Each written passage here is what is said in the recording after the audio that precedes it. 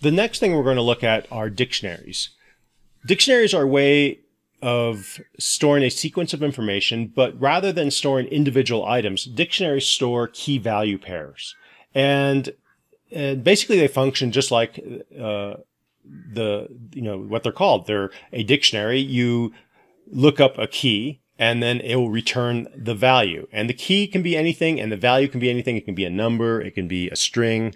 It can be even another sequence.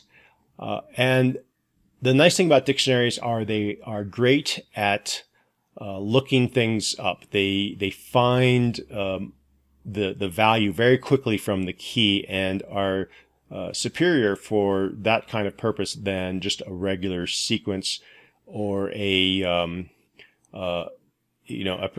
collection of parallel sequences. So in this section, we're going to eventually we're going to review using parallel sequences as a way of looking things up, and then we're going to see how we do that with dictionaries.